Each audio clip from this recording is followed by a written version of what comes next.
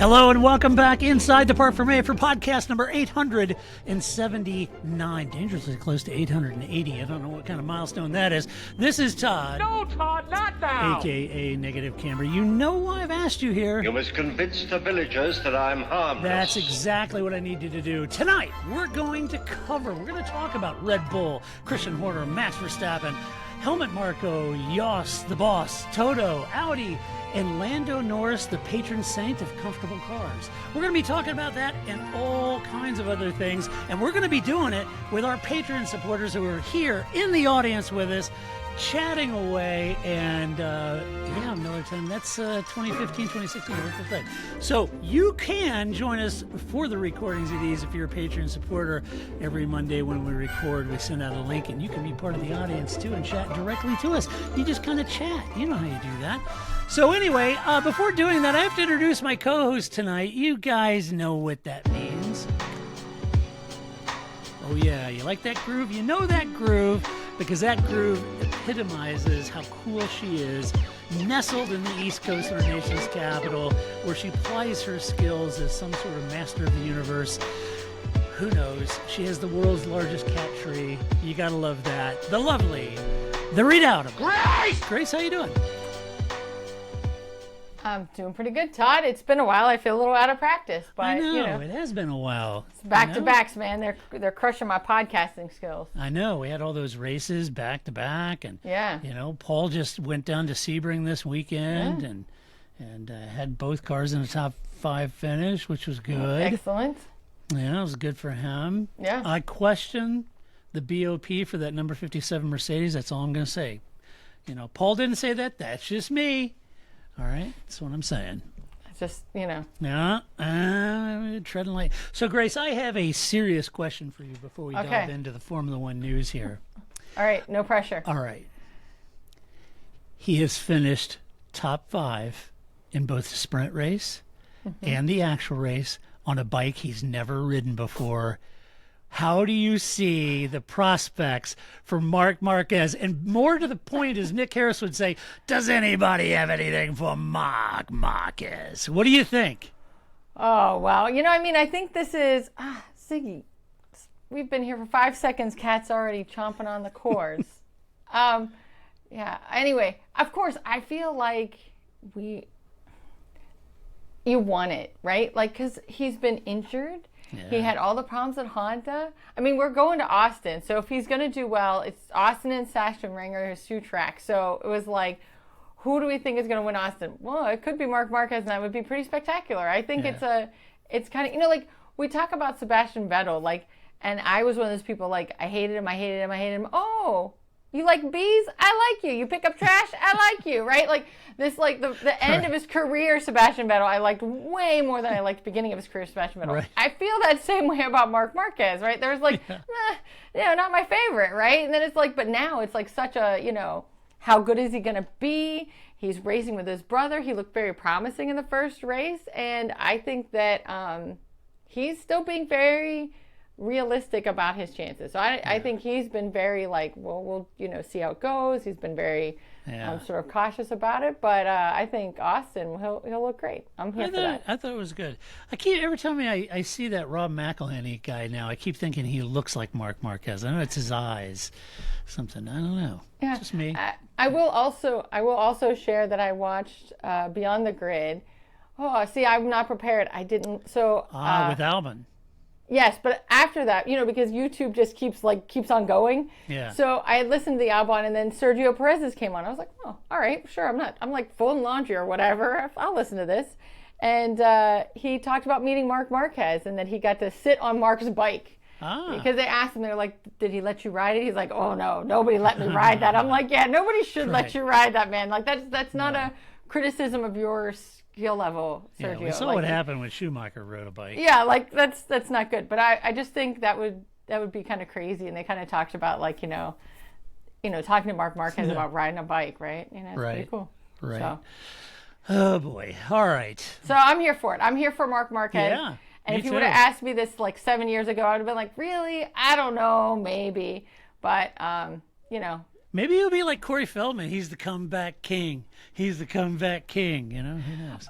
Although I also put out there, if you, I think it's, and maybe it's MotoGP, but one of the podcasts, because they all blend together, has Jorge Lorenzo sits in on the podcast. Ah. It's hilarious. Like, he's just like, first of all, he always is like dressed to the nines. Like, he's going to a club. Like, he is stopping here to do this podcast for 20 minutes and then he is off to the clubs. He always is like, you know, very dressed to the nines. And then he's just like delivers some entertaining wisdom and then moves on with his life, which I'm also like, who are you, old man? You know, Jorge Lorenzo, old man being that he's like, you know, 30 or something. But yeah. I loved watching Jorge race though. Yeah. So in retirement, also very entertaining. But I think it's kind of like I watched, this is like all not Formula One, but watching Reggie Miller now does a lot of the commentary for NBA. Yeah. And Reggie Miller, who's a notorious trash talker, when he played, was commenting about another player's trash talk. And Chris Webber was just like, Reggie Miller, did you just say that guy's trash talk is over a line? Like, I don't know, man. So I think there's something about like retirement players or retirement riders that is a different kind of entertainment than when they were in the sport. Nobody trash talk like Larry Bird, though. Larry Bird is on a different level. That guy was just like, I loved it. I loved to watch. I grew up watching Larry Bird. He was awesome. It's just like, it's the basketball version of the guy or person that can play pool that's just like, I'm going to hit this ball into that corner, right? Exactly. He's just like, watch this. Yeah. Oh, yeah, over there, watch this. You know, like, it was amazing. That sort of It was like my dad with golf. He was a scratch golfer, and he'd do anything he wanted to do with a... I didn't get that gene. You know, I mowed grass with a 9-iron, basically. So, but yeah, it's just calling all the shots. It's hilarious. So, hey, speaking of not F1...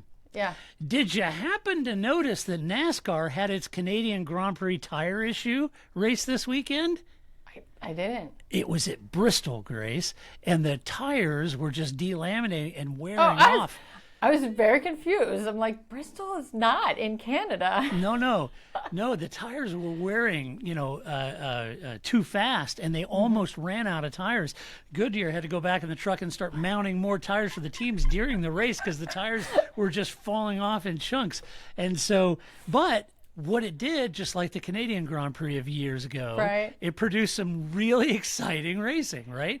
So after this all happens, there's all of these people on social media is like, okay, NASCAR needs to figure out what happened there because that was the most exciting NASCAR race I've seen in years, and they gotta come up with a tire that's that they have to manage tires falls more. Off, right? Yeah. And I'm feverishly tweeting, don't do it, don't do it. We did this because of Canada, and look where we are. Do not go down this slippery slope, please. Nope. Just take this one race and live with it. Just make a Goodyear tire that's good for the race and go. Do not follow F1 on this HD tire thing. I just think the idea of them like, hey, is the Flex Seal guy here? I think he was outside, right? Could we get him? Because we could use some of that Flex Seal duct tape stuff, well, you could right? just get the tape, Yeah. I mean, it can build a bathtub into a submarine. For sure it can fix these tires, right? Well, yeah, you would think it could, right? You can drill holes in things and... I don't know. You can do a lot of things with Flex Seal. I'm just saying, like, fix them tires right up. Flex Seal it. I'm all for it. All for it.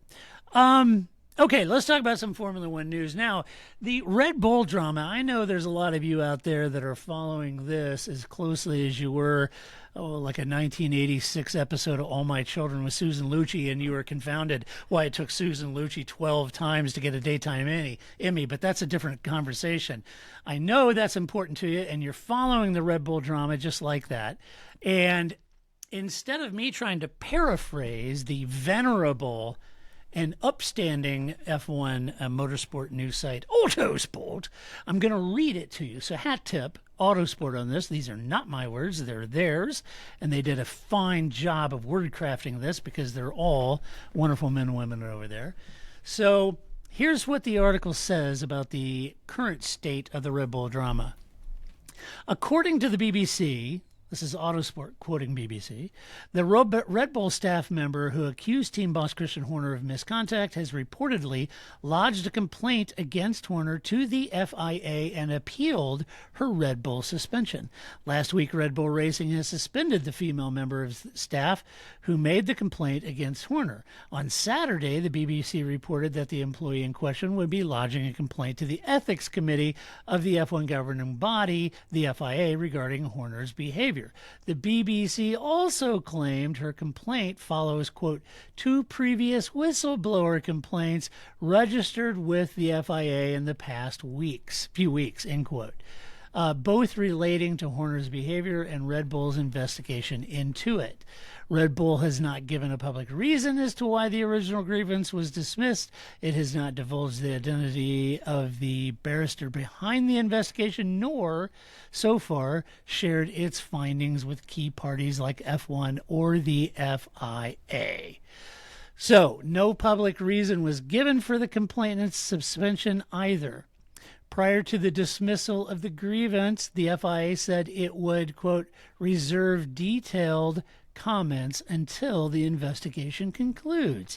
In the wake of the BBC's report and the complaint had lodged, or that the complainant had lodged a complaint to the FIA released the following statement. So here's what the FIA said about receiving that complaint. Quote, at the FIA, inquiries and complaints are received and managed by the compliance officer and the ethics committee where appropriate. Both bodies operate autonomously, guaranteeing strict confidentiality throughout the process. As a consequence, and in general, we are unable to confirm the receipt of any specific complaint, and it is unlikely that we'll be able to provide further comment on the complaints that we may receive from any parties. If the complainant has lodged a complaint with the FIA, then it will potentially force the FIA to address the matter in some way, whether that be through some kind of action or inaction, end quote. That is the most current thing that I've read so far on the whole Red Bull thing. Basically, that's like 27,000 words to say, we're not going to do anything. I don't know. Maybe. I like this, I don't know, maybe we'll do something. Maybe we won't do something. Maybe it's not doing something is us doing something. Maybe we didn't get a complaint. Maybe we did. Maybe we didn't. You don't know. This is like some circular logic here. Well, you know. The whole thing is just so weird. How does a team boss get tangled up in all this junk? And then how does a I don't know, this next story we talk about I think even adds more light on this whole thing, you know. If you go back a year when Dietrich died, we even said back then that it could get interesting at Red Bull. Yeah, because the reason is because the Taiwanese, I think is he Thai, the other owner? I think he's 51% owner, where correct. Dietrich and team were 49, right? Right. That's correct. So there's this big power struggle that a big vacuum left by Dietrich, right? He was the flex seal that held all these pieces together. He was. He absolutely was. So when you look at that,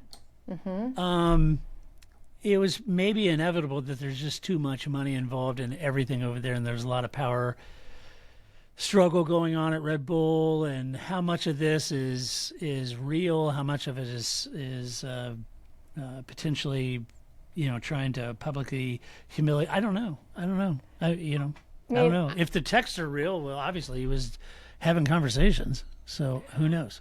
I mean, I think the thing is we all have to keep in mind there's the sort of central story here that you're speaking to, right? Employee files complaint. Red Bull does black box. Employee gets suspended. Employee goes to the FIA. Black box, right? Yeah. So that's sort of like the through line. But where you're like Charlie Day, yarn ball and thumbtacks comes in is all the other peripheral stories that are now coming out of this. And so you never should lose that key story, because that's absolutely the most important part. But now it's like, first of all, when they were like, pictures, details got emailed to all the team principals, the news media, and Jos Verstappen. And then Jos Verstappen is totally like, who, I'm just going to put that out there, doesn't strike me as like, the leader of women's rights as a human being, right? No, I think he got in trouble for roughing a woman up. Yes. So I think there's something that when that's a headline. First of all, when you see a headline, I always think, is this The Onion or whatever the F1 version of The Onion is, right? Like, Jos Verstappen, right? Like and then now it's like Game of Thrones and everybody's little finger. Like chaos is a ladder, and now we learn what Max Verstappen's contract is tied to Helmut Marko. Why would that be a thing? I've never thought of like, well, I'm only going to work here because Todd's my boss, and if Todd's not going to be my boss, I'm out of here. Yeah. And Helmut Marko is an employee of Red Bull, not like the drink company, right? Like not of the Formula One team, which all complicates everything. And I think all these little, like, every time, right, the Charlie Day yarn ball, and you get some more thumbtacks, and it's just like, I know, who knew this team, of which they're the only team I think in the modern era, and at least the 20 years I've watched, that have had 2 successful stints in Formula One, right? So we talk about how, you're successful in a rule period chunk, right? They've had 2 of those. And they're the only team in sort of modern existence of the last 20 years that have had that. And people are picking sides about whether or not to keep Christian Horner or not. Yeah. That to me was like, I may not like the guy, but that's different than he makes my team successful, right? Yeah. There are plenty of people I work with that I may not like them. Now, that is, not liking them is different than sexual harassment. I do want to make that clear. But, you cannot like somebody and they can do great things for your company. So I just think that's all like all this little discovery stuff that's kind of happening around it, that it's just like, who knew all these things that we're learning out about Red Bull? Well, and I think you're right. It started as sort of, okay, well, there's an employee with a complaint. Okay, so that's an HR issue. It's an internal issue. They do an investigation with an independent third party and a lawyer. Yeah. And they did their investigation and dropped it. And you're like, okay, well,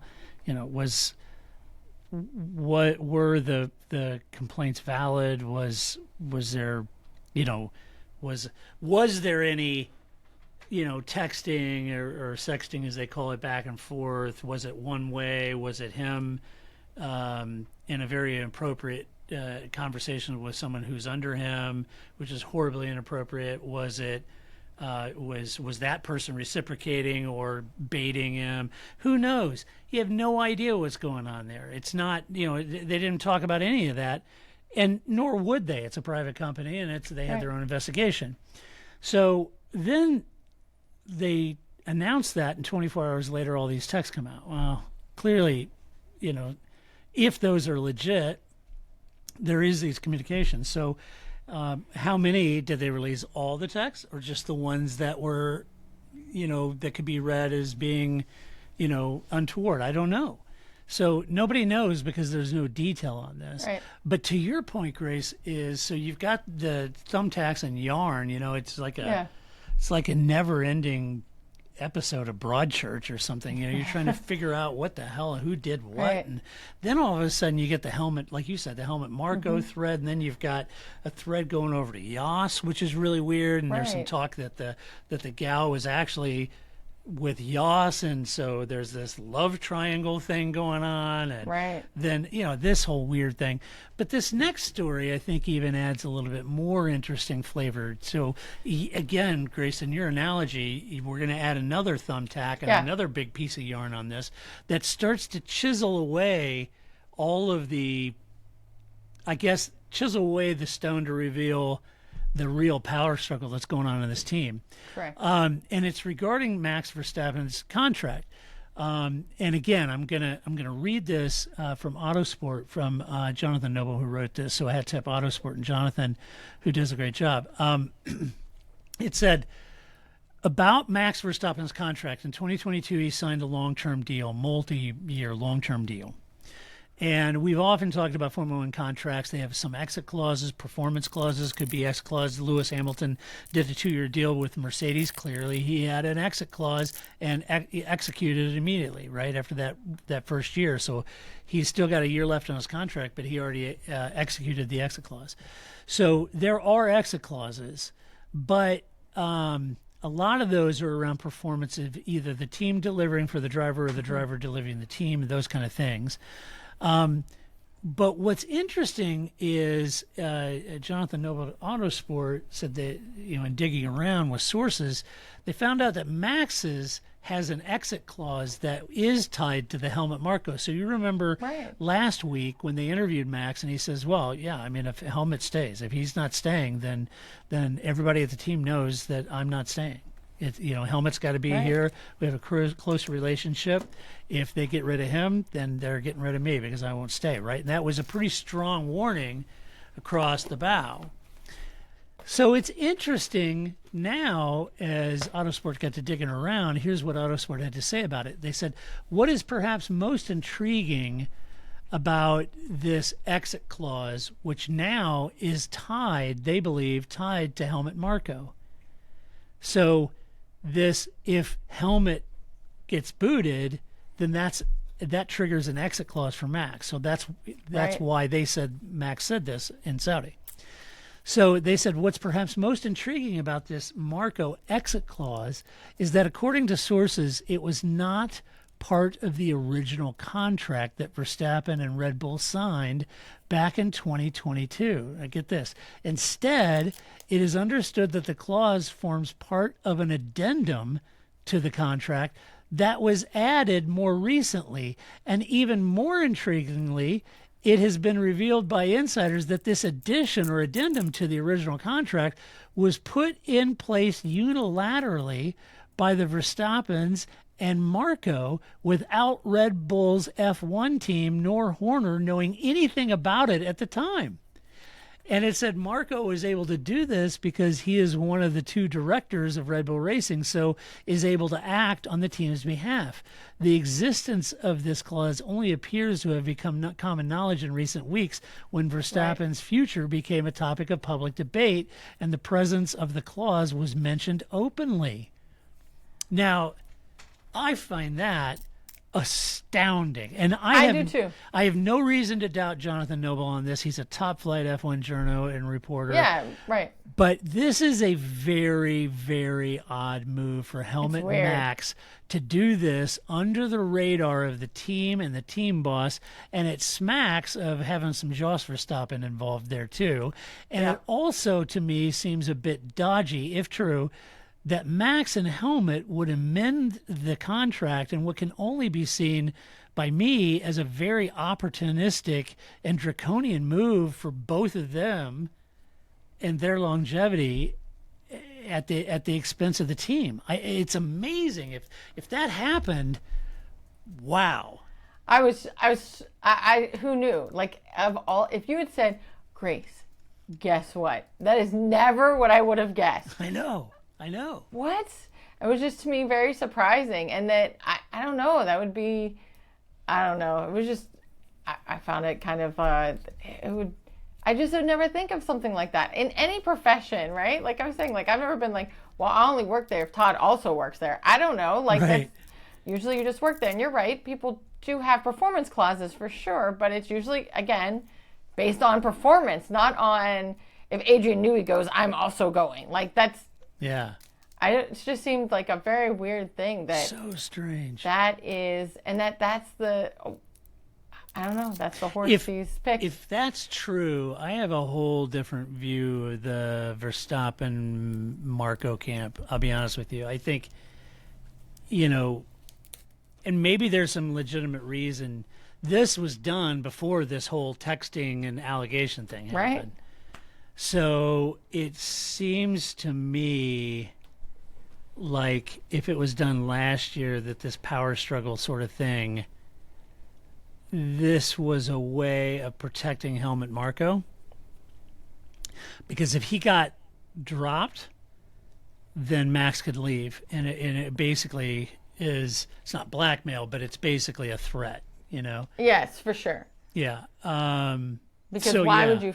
would you fire him now? There's no way you'll fire him. No, you want to keep Max, you know? Yes. And I don't know, there's a part of me that thinks, well, if Christian is tight with the 51% owner. Right. The Thai family. Mm-hmm. And the 51% owner says, look, I don't care what's going on. Christian's my guy because he's the guy that built this team. And he's the guy that brought, 4 championships with Vettel and now 3 with Max. And you know what? Helmut and Max can go. We'll find somebody else. So what? It ebbs and flows.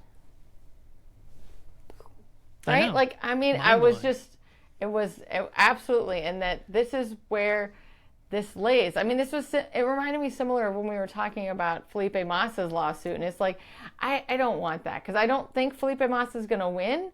It seems, but what do I know? But I do want us to go to Discovery. Like, there's so much I want to know, right? I know. And there's like, the more every day this stuff comes out, and it's just like, what are you guys doing over there? And the thing is that if the allegations are true, it's not usually a one-off. It's never a one-off, right? And so this may be something that internally people have known about. Could be. And other behaviors of Christian Horner that people brush off or accept, or, it's kind of the opposite of the like kooky professor kind of idea. Like, well, yeah, he left his coffee on the roof of his car, but he's a genius, right? Like, he's a genius, but inappropriate. Why does he have these photos of his female students? Don't know. Right. And so, but people may probably have known, and they were just waiting for that moment.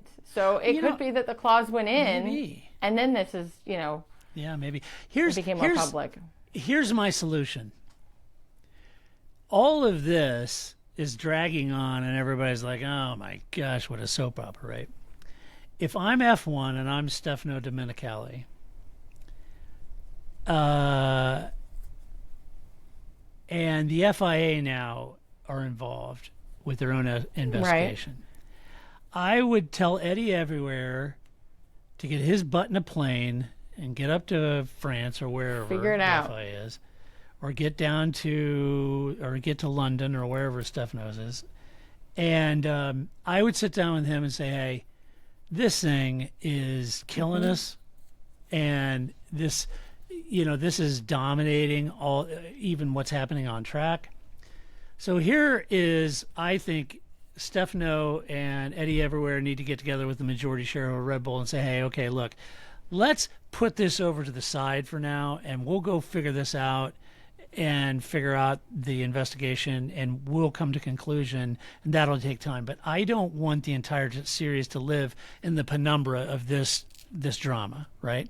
And so what I would recommend is that they make Jonathan Wheatley the interim team boss, put Christian on ice for a year until they can figure out what's going on and who did what and what's going on and the investigation. He's not fired or anything, but just put him over, leave him cups and paper plates Keynes and let him do CEO things, but let Jonathan and just get back to racing and get the drama out of the public, eye at this point, and let that process, the FI investigation, the appeal, and let that whole process work itself out. But they won't do that, but that's what I would do. So then that means that Jonathan Wheatley is Littlefinger, and this was his plan all along, because who else has the email? We know he has the email of every principal, all the media, and Jos Verstappen. Yeah. And one of our patrons, Miller Time, said this, and it's a great point, and I agree with him. It said, I'm really interested in what Red Bull's board of directors for the soft drinks division think of this, because it could cause some negative publicity for the product. People like to cancel products quickly these days through social media, and you're absolutely right. If there's this view of impropriety that Christian was abusive and those kind of things, it's now social media has a backlash and can, and to your point, Millard, I think there already was a sort of hashtag boycott Red Bull. They convicted even before the investigation was over. But that's just the knee-jerk reaction of social media. But yeah, at some point, you got to think about selling cans of energy drinks. Plus, Red Bull, like if you go to their website, they're literally in 7 million things. They are.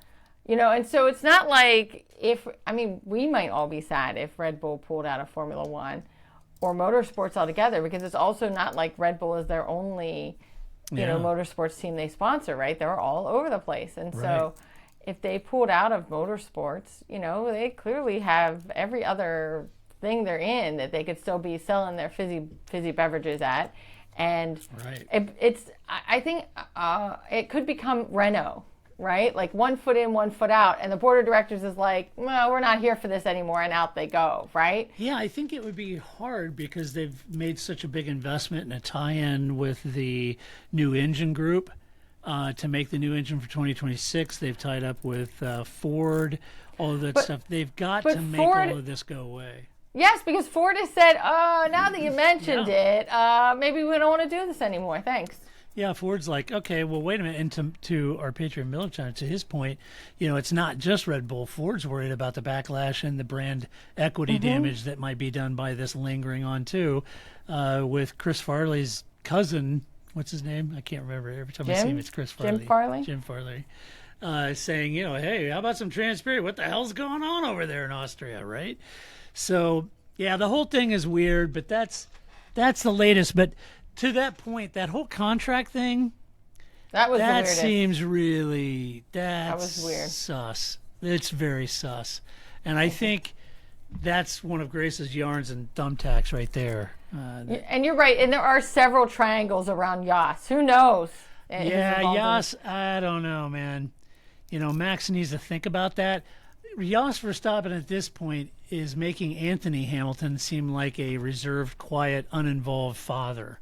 Yeah. Yes, exactly. Remember, this is the guy that got all the money, and they gave him a Porsche supercar, and he crashed it into a children's playground, and thank God there were no kids in there, and went crazy and had Lewis flying over Turkish operas, and then he went and he was going to be a driver manager, and he screwed up or allegedly screwed up Paul di Resta's career. PDR sued him over it. This guy was like, whoa, and now Jos is making that look tame. And it might be good for Max to remember, wait a minute, this is the SOB that kicked me out of the car at a gas station and left me because I did bad in karting.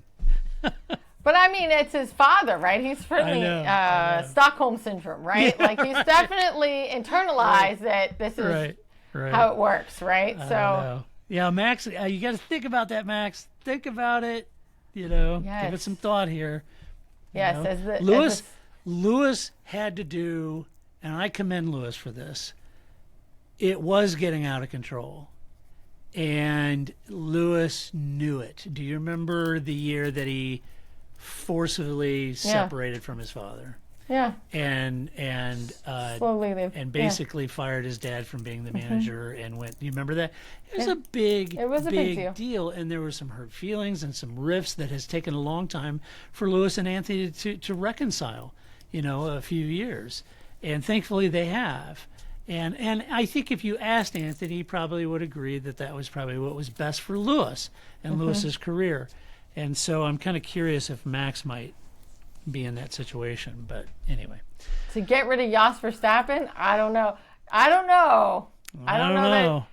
Anthony Hamilton was sort of like, okay, that's what you want. Okay, it doesn't make me happy, but I guess I'll go. I don't know that Jos Verstappen's just going to be like, okay. I don't see that happening. He may show up at Max's trailer with a lightweight McCullen ripping the door off and coming in with a shotgun. Sounds... The guy, I don't know.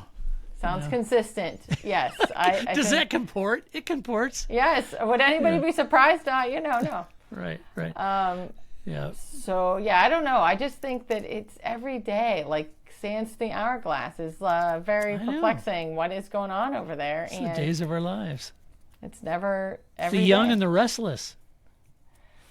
All right.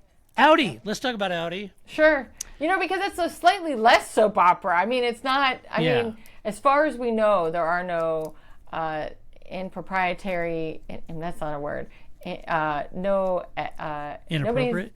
Sure, we'll go with inappropriate. I don't think that's what I was going for either, but that works. Inappropriate behavior going on at Audi, but, it's a little less of a soap opera, but still, you know, a little. But there is some, as Paul might say, controversy. There is a little controversy going on over there at Audi. Right. So when Audi announced that they would purchase 25% of Sauber and enter F1 in 2026, they did this a couple of years ago. They still have quite a bit of time for the dust to settle on this news, and so much dust settled on it that some started to suggest that maybe Audi was getting cold feet about the idea.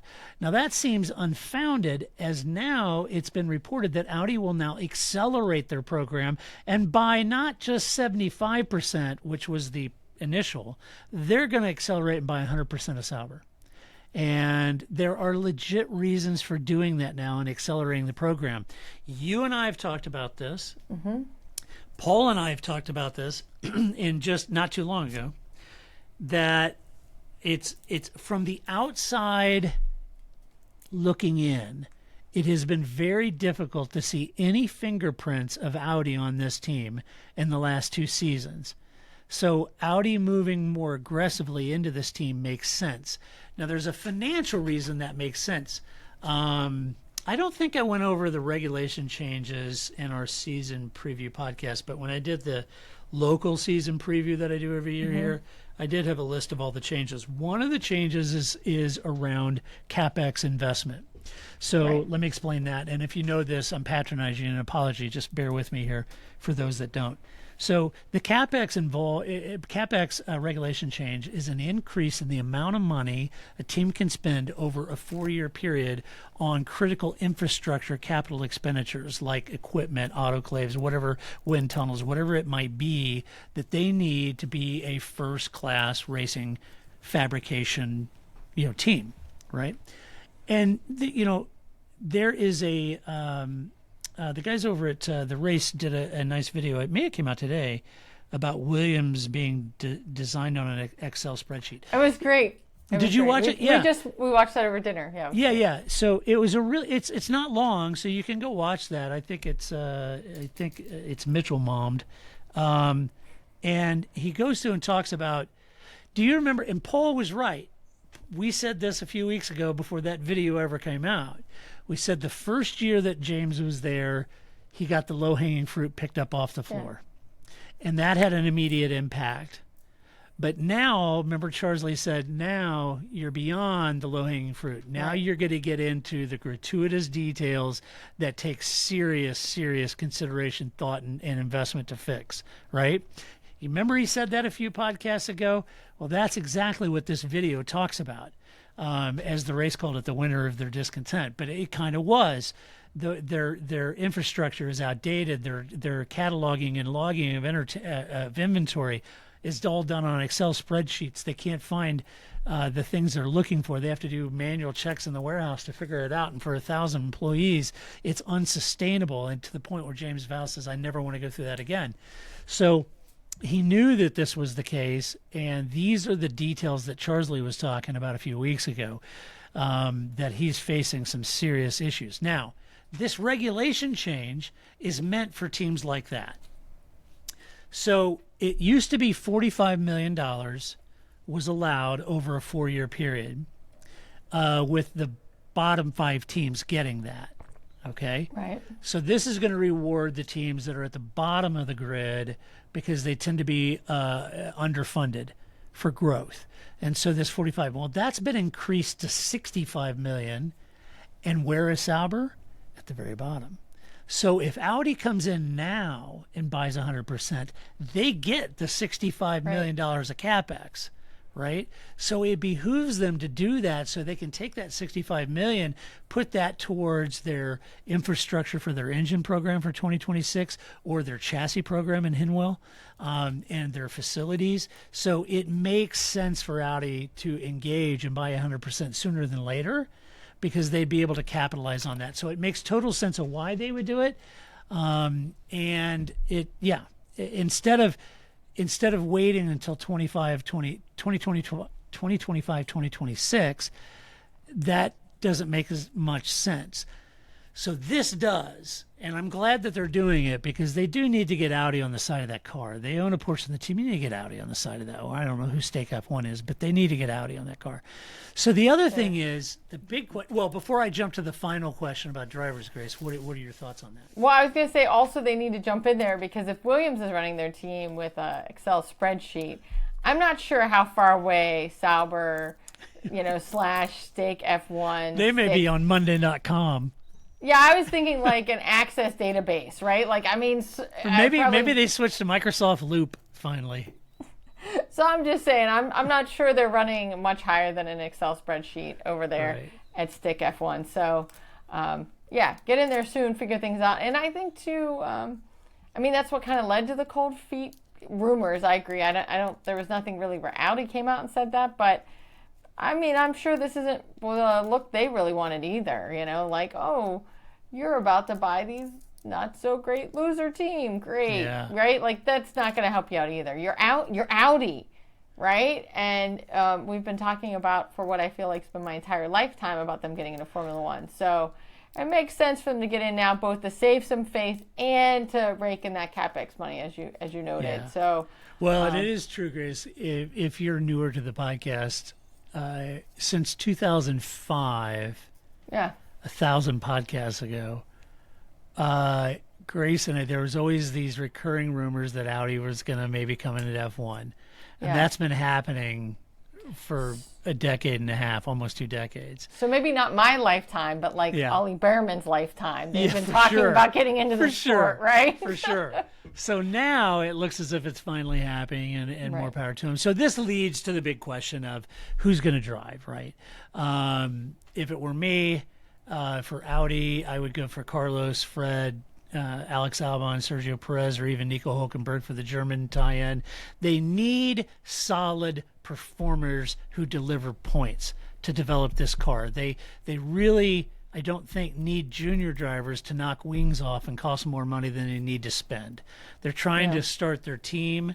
They need drivers that are veterans that know how to deliver points and know how to drive those cars and not knock wings off. And I think that would be the best move. So not Mick Schumacher, is what you're saying. No, although Mick would be, a good choice being German. But I don't know. Not if I could have Nico Hülkenberg. Yeah, I think because Nico's pretty fast. Yeah. So it's an interesting thing. And you would think, okay, well, that's a new team. Why would Carlos want to go there? Well, it is. And a lot of people are saying, well, but why would Carlos or Sergio or anybody want to go to Audi and be at the back of the grid? I'm not 100% convinced Audi's going to go to the back of the grid.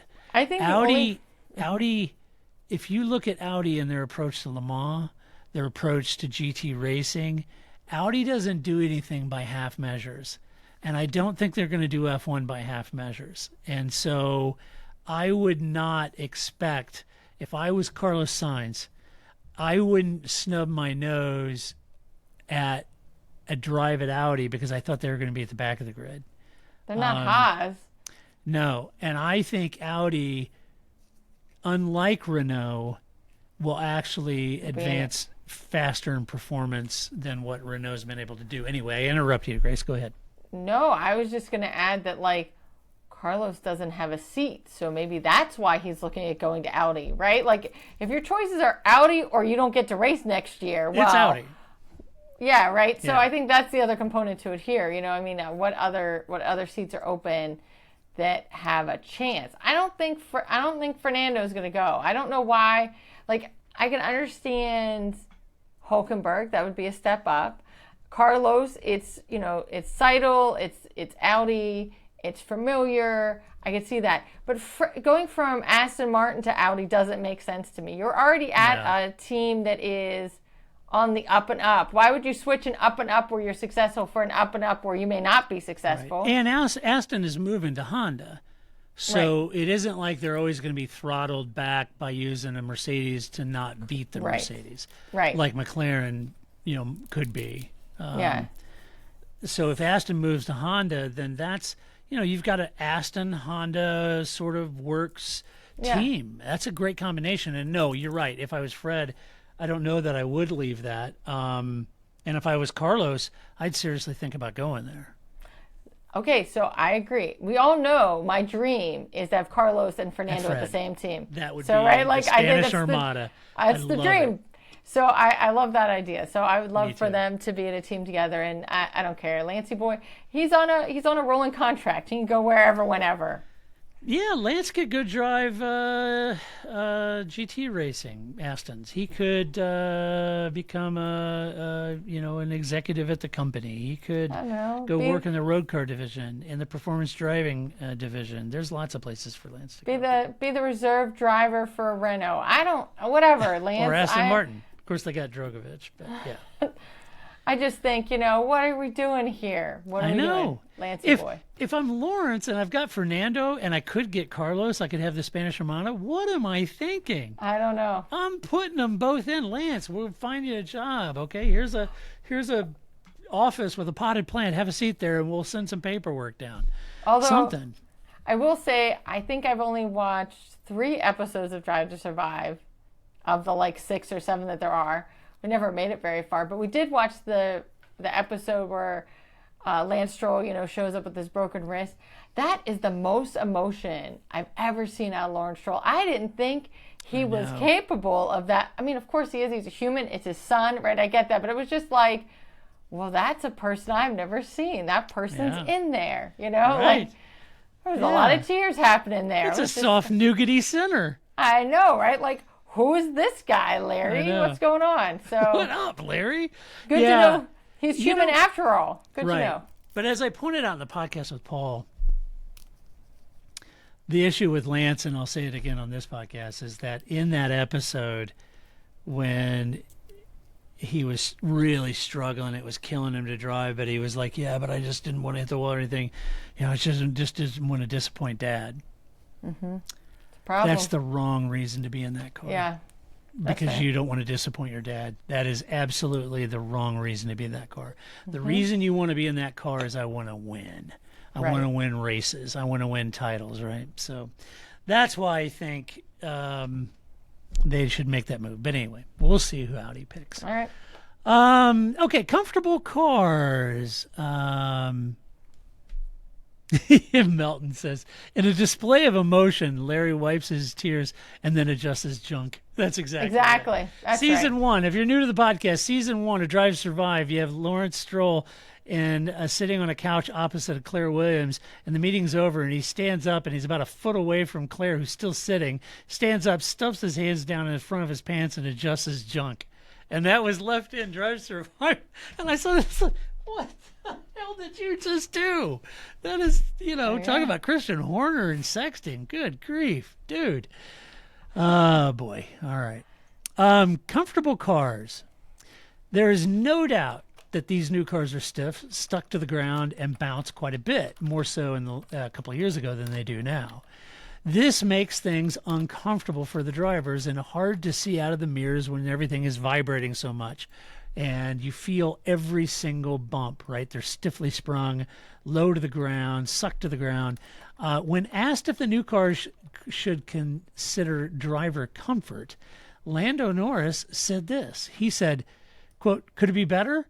And was it better a few years ago in the old cars? 100%. There's definitely certain people who think it's not bad and that it used to be worse many years ago and all that stuff. But I think times have changed. I think we do complain sometimes, but certain things are also for a good reason, for our own bodies and the safety and health side of things. So I think there's areas to improve on it for sure. What's interesting to this is that he also doesn't think that the teams will pay much attention to the comfort level, and therefore he kind of thinks the FIA should be focused on the regulations to force the comfort of those cars. And he said, quote, "I think it does need to be improved a little bit because the teams just make the quickest cars and then we drive them. There's certain times when it starts to have a toll. It's definitely not as bad as what it was 2 years ago. Things have improved since then with porpoising and all this, but you still have to run the cars extremely low and stiff, and my body and my back of all and back and all of these things. And I have to do a lot now, which I didn't have to do a few years ago. I wouldn't say it's directly because of the car. I think a little of it's just naturally for me. I have to work on it. But I think things in the long term need to be improved, especially if I want to be here for many years, end quote. Isn't he like 23? Yeah, he's already. Oh, Man, I know, right? So yeah, they're taking a beating, apparently. Yikes. Yeah. Lando, I think you and I would agree here. I think Lando's right. No team's going to add weight or aero penalty just trying to make the driver smooth ride. That ain't going to happen. Nope. And the FIA's regulations should consider driver comfort like they focus. Do you remember a few years ago, Grace, when it was all about weight? Remember that? Mm-hmm. Remember Mark Webber practically starving himself? Yes. So he could be under a weight limit because of the negative impact on ballast it had in that car. And finally, the FIA had to step in and said, yeah, hey, like he's got to eat. A driver's weight will be this. And if it's not that, you're going to add ballast to make it that, right? To make a healthy weight for a driver, because these drivers were literally starving themselves on diets. So, I mean, yeah. It's the role of any regulation, right? Yeah. Regulation is there to force you to do what you should do, but you aren't going to do, right? Right. We have stop signs because we should all stop and be nice and go, no, you. But that is not what we do, so we have stop signs. That's right. So I think he's right. And I think he's trying to phrase it in a way, right? Because you don't want to, we've all been employees, right? And we all have had management go, well, employees are never happy and they just like to complain. Maybe that's true. But also when we all you have 400 employees and we're all saying the same thing, I don't know. That seems like a pretty big sample. Maybe you should listen to it. So, if your drivers are all out there in some form or another, not happy with how they feel in the car, that is something. And the teams aren't going to fix it because that is not their priority. Yeah. Yep. All right. Let's see what they do. This next one, I'm not going to read all of it. I was going to, and then I added the Verstappen contract thing, so I'm going to just breeze over this. I thought it was kind of interesting. Toto Wolff took a little swipe at Christian Horner. F1's had periods of dominance. With the most recent non-Red Bull version of that was 8 years of Mercedes dominance, right? Red Bull had 4 years before that, Renault before that, Ferrari before that. Formula One is about dominance, all right? And so when all the new fans came in on 2021 and it went down to the wire in the last race in the last corner, everybody thought, oh my gosh, Formula One's incredible. Well, that was an anomaly. Formula One really is about team dominance and always has been. For the most part. But Toto was quoted as saying, well, I don't want to fall into the trap of a fellow team principal from next door in 2014 and 15 who said we should change the regs because it's too dominant. He said, I think Red Bull have done by far the best job of all teams over the last 2 years, and credit where credit's due. I mean, they're literally disappearing in the distance as they want, and there's nobody else close. It's just that they're in a different league, and our sport is an honest sport. The best performance is being rewarded from machine to man, end quote. There you go. Yeah. Smacks of Ron Dennis all those years ago. I just want to say that, we were searching through YouTube, right? We had finished watching the race Excel. Williams runs on an Excel spreadsheet. So we're just looking around for other stuff, and there's another content creator out there, and the tag to the show is Formula One is lying to you. And I was like, well, I need a little bit more. That could be, I'm pretty sure I can name 6 things just off the top of my head that Formula One is lying to me about. Yeah, for sure. You're going to have to narrow this down a little bit more. So, yeah, I like the Toto Wolff just well, I don't want to be really? Come on. Mm-hmm. I would never do that. No, they will. Yeah. So why don't you, one more thing that Formula One is lying to me about, right? All right, sure, Toto. Yeah, exactly. Let's see. Oh, and before we get into Albon's cats, I put together just a little quick list. So for you veterans out there, you guys will know there will be a polite smile come across your face when I mention these races. For you new fans out there who haven't seen a lot of Australian Grand Prix, I was just making a list of a few of them that stood out to me over the past few decades that I thought I would bring up for you to either YouTube, or if you've got F1 TV, maybe go and see if they have these races, because these were really good Australian Grand Prix. For me, I hate to say this, no offense to Bahrain or Saudi Arabia, but for me, Formula One starts in Australia. no offense, those races were boring.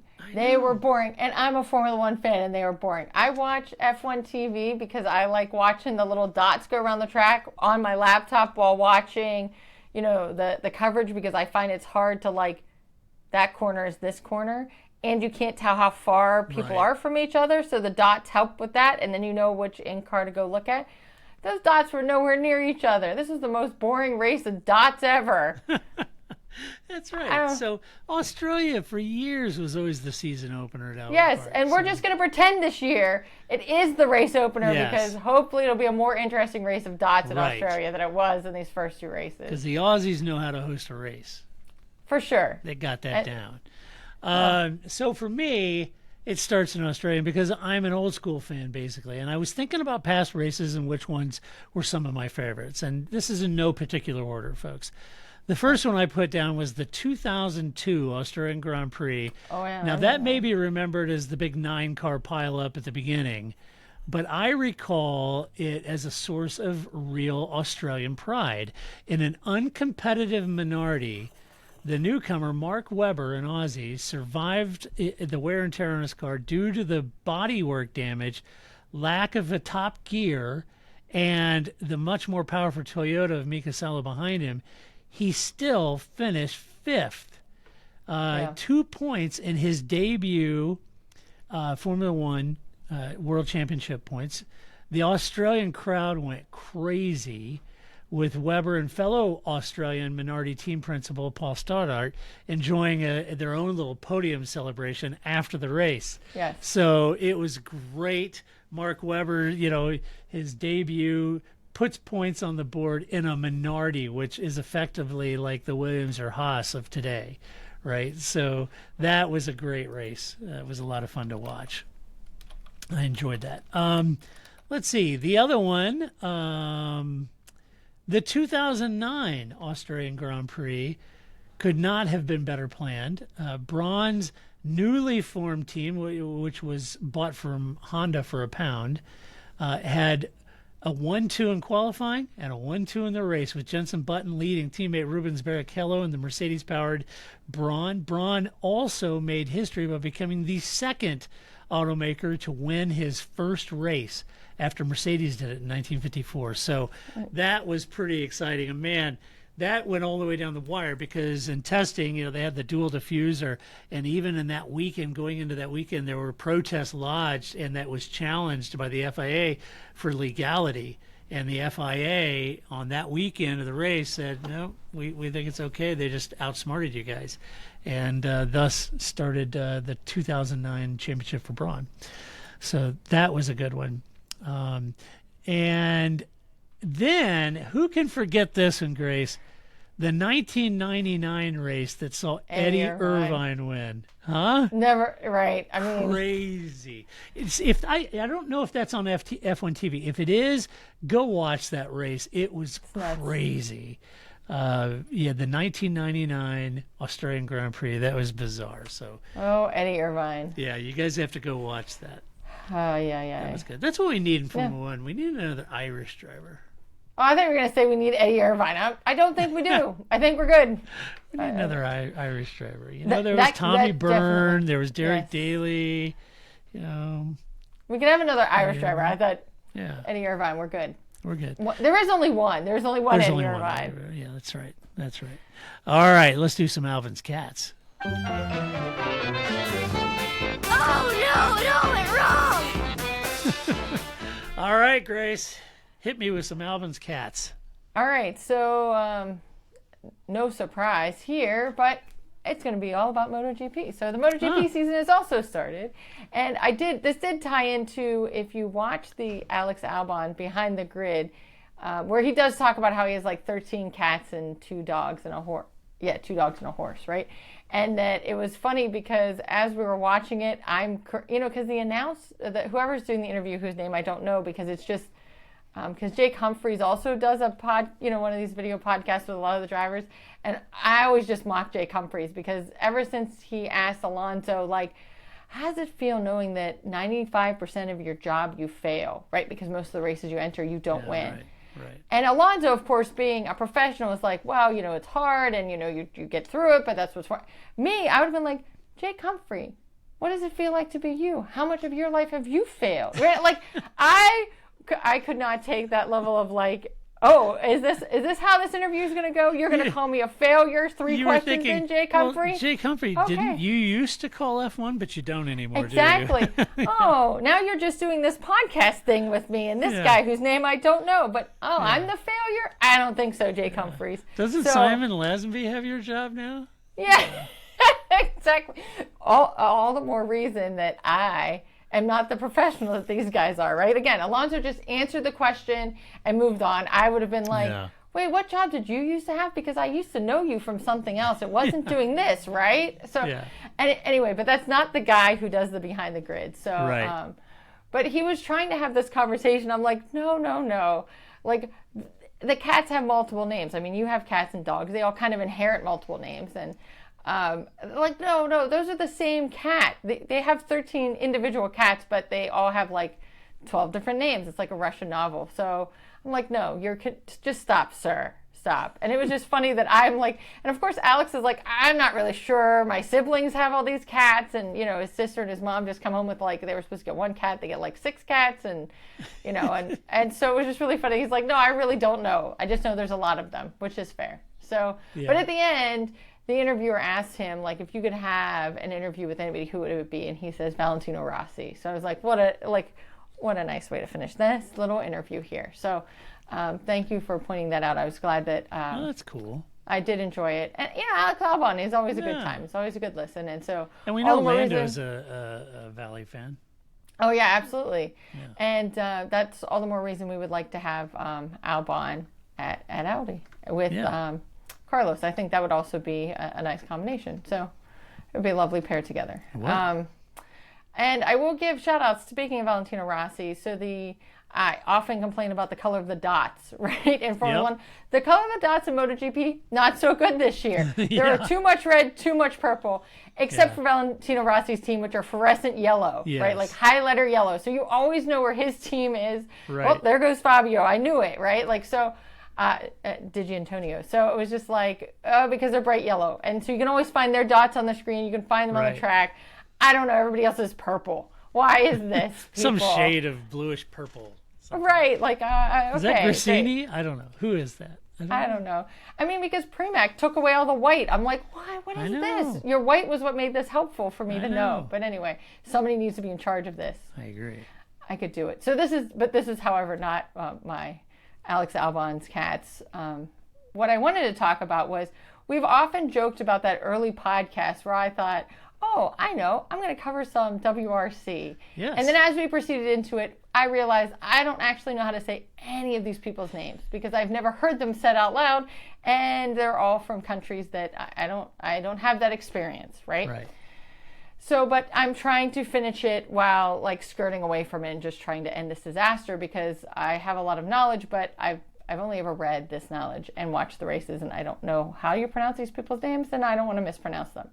So, that aside, when Ducati Premack, their second team, they did their bike launch,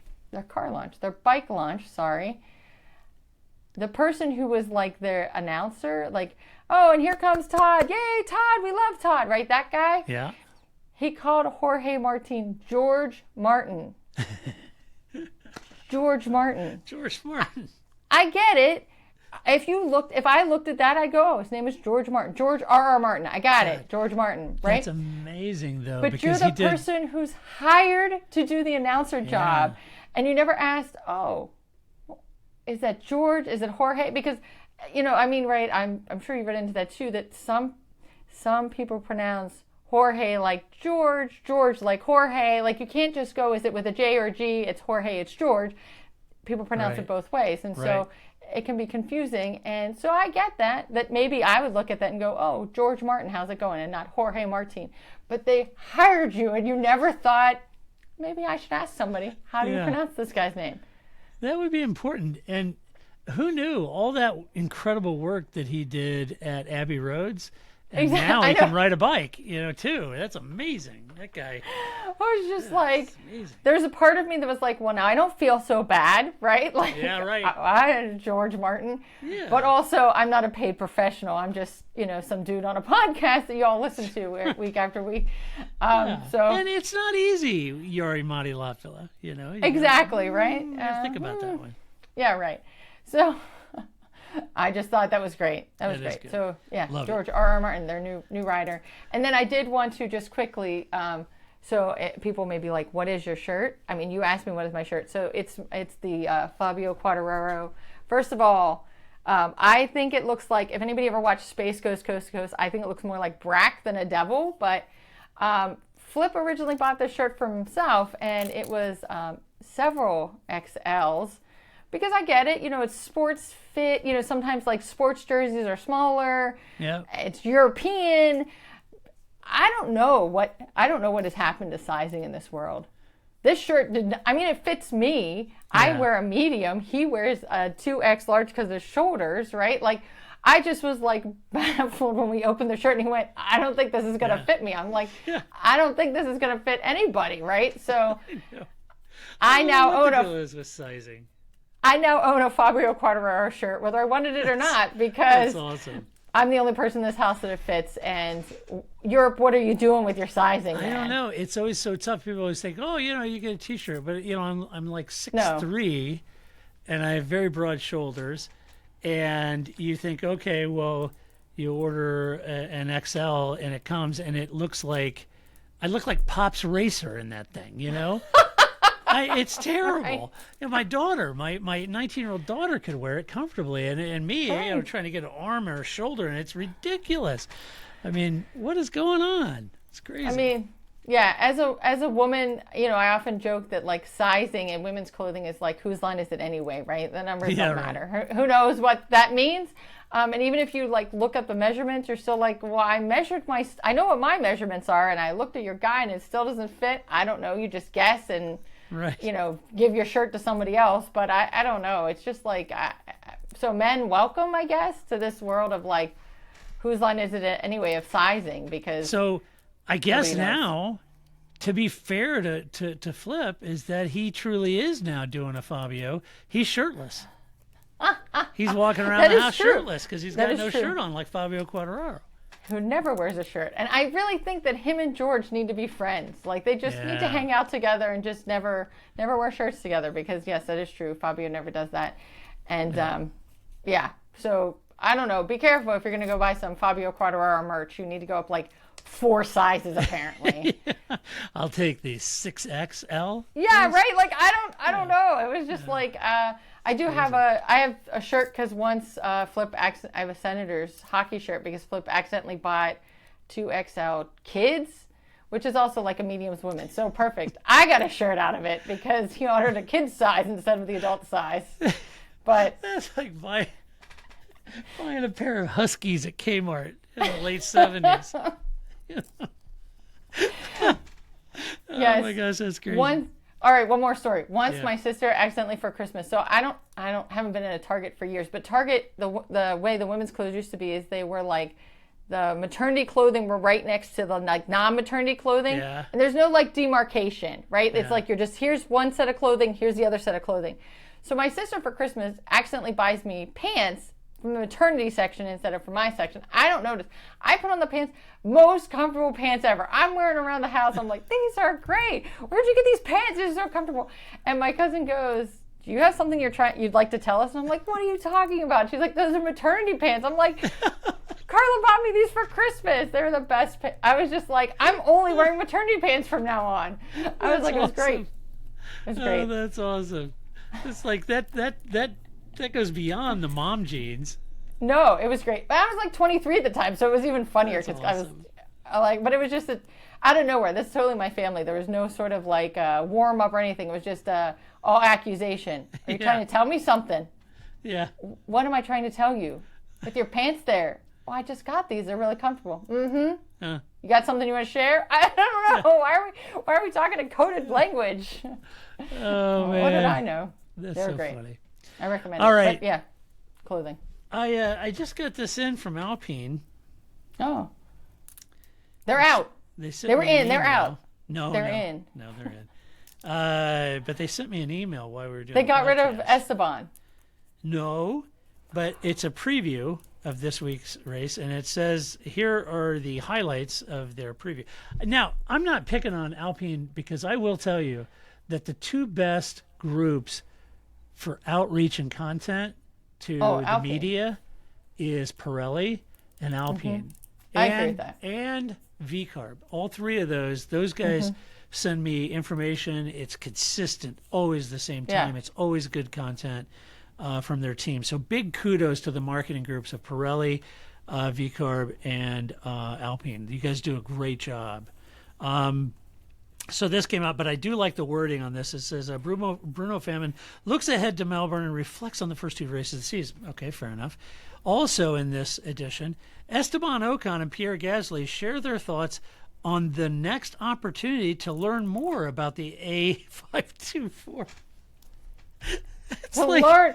it's How did you? you know what we're looking for is an learn opportunity something. to learn more about this car. Not, you know what I mean? We want to know more about it. It's a shitbox. Hat tip to those guys. That's great. That's a great wording. Whoever came up with that phrasing It's to brilliant. rescue that storyline. It's just chef's brilliant. kiss. That was so great. Kudos to the Learn marketing more about group the at car. Alpine. You guys are on Absolutely. it. Because if you can make it sound like the two drivers who are very capable of winning races, they're both Yeah. really good, are languishing in the back, and the motivation that you seem to come up with is they're looking forward to learning more about the car.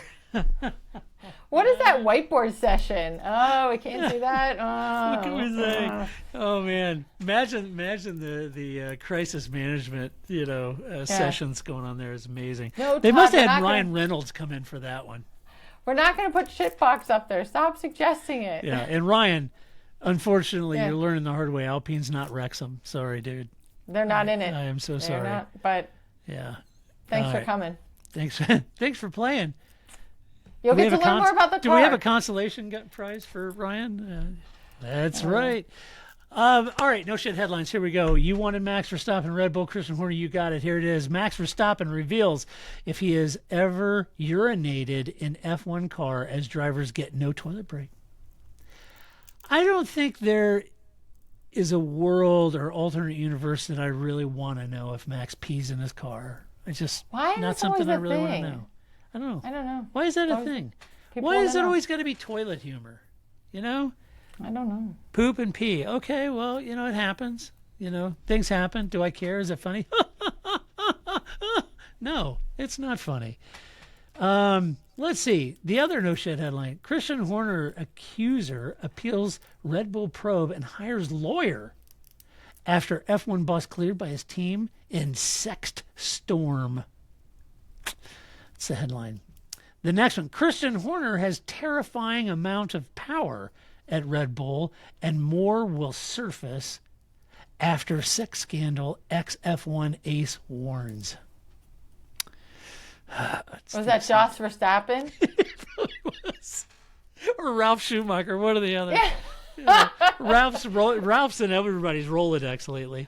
Or Jacques Villeneuve? Like, Or who Jacques is Villeneuve. this, like, ex-ace, F1 Yeah. ace? I kind of that feel like said that? Jacques has calmed down now that he's got married, but who knows? I don't know. What does that mean? I Like, don't know. I don't know. it's all relative, maybe, but. alright. Next, Christian Horner accused her angry and upset she was never shown full sext probe dossier, which cleared him of wrongdoing. Okay. Was it a German-themed sext? No, why did you? Why? Gotta go there. We almost made the whole show without that Didn't we? coming up. Didn't we? We almost Almost. did. We Almost. almost did. And finally, non-Red Bull Christian Horner, Lewis Hamilton blasted and told he won't be able to contribute to Ferrari after move. What? That was from Ralf Schumacher.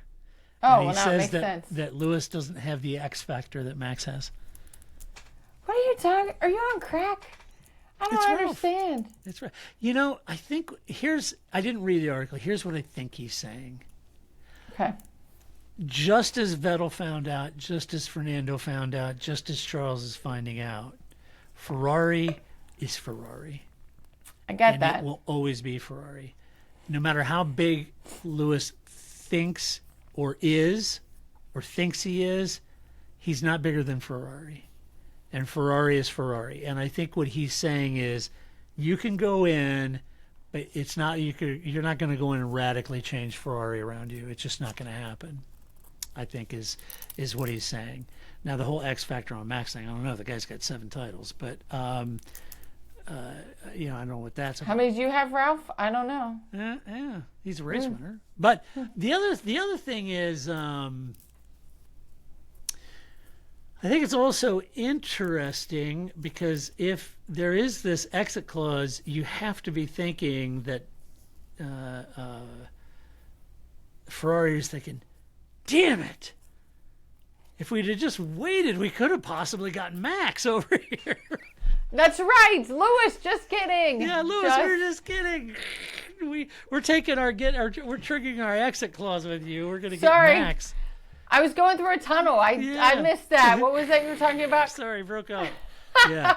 My gosh, they're thinking, I could have had Max, and we doubled down for $100 million on Lewis when I could have gotten Max, who is young and would have been with us. I don't know. I just think I'm just going to put this out there. I haven't been watching the sport as long as Lewis Hamilton has been. I think he knows. Yeah. I think he had some inkling of what Ferrari is like, right? He knows who he's marrying, right? I don't think that's going to change. And so, yes, Fred being there will definitely make a difference. And I think his presence has made a difference. But, Ferrari is Ferrari. I think he knows that. It's like Pete says in our Patreon supporter, Pete says here in our audience, he said, Ferrari is Ferrari is Ferrari. Sorry, Tom. Exactly. But I think he knows that. Right. I don't think he's going in there I don't know, busting in those barn doors or something. I am here and I'm going to save Ferrari. I think he's well aware how tell this him works. there's a new sheriff in town named Reggie Hammond. Yeah. Right. Pew pew. All right. I don't think That's so. my no shit headlines. All right. Hey, thanks to all our Patreon supporters that showed up in the audience, sending us funny and great messages. You guys are the best. Really appreciate you coming along and hanging out with us for this. It's a neat element, and I'm glad that I switched to this platform because it's a lot of fun having you guys on board and interacting with us live as we're doing the show, and it's awesome. I really enjoy it. Yeah, and Flip keeps threatening that he's going to donate just enough so that he can do this. Yeah. That's funny. And I like Steven's comment in the chat. He says he's going to lower the new Ferrari over a Turkish opera. Oh, exactly. That's great. Yeah. So anyway. All right, guys, that does it for this episode. If you like the podcast, give us some love. Go over, give us a good rating on your favorite. Podcasts in general, I was reading a report today, podcasts in general, a lot of podcast hosts are playing with the numbers. It's getting a little weird out there. And so, share the podcast with your friends and other F1 fans you know. They may like us, they may not. They may hate us. They may not like the cut of our jib, and that's okay. We're not meant for everybody. We're an acquired taste. We get it. But if you like the podcast, go over and give us a good rating. If you want to talk about this podcast or any other issues, you can go to our website, theparkferme.com. Share your opinion. Just do it with decorum and civility, as always. No personal attacks. That's not how we roll. Everybody knows that by now. And then we will come back next week if I can scare up Paul fresh off of the tarmac at the 12 Hours of Sebring, and I can scare him up. We'll talk about the Australian Grand Prix, and we'll review that race with the young and effervescent Paul Charsley, and then we'll be back with Grace. So until the next time when we do this all over again, this is Todd, a.k.a. Negative Camber, saying so long, Grace. See you next week. That's it, man. Game over, man. It's game over.